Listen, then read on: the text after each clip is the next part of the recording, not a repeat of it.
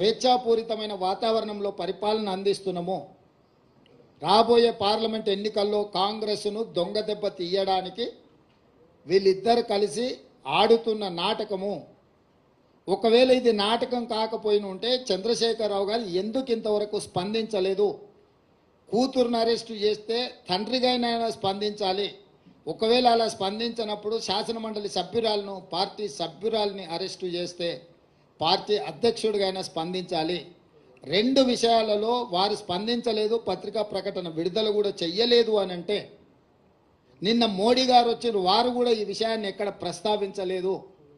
తెలంగాణ రాష్ట్ర పర్యటనలో మోడీ గారు ఉన్నప్పుడే నిన్న మధ్యాహ్నం 1:20 ఈడీ అధికారులు వచ్చారు.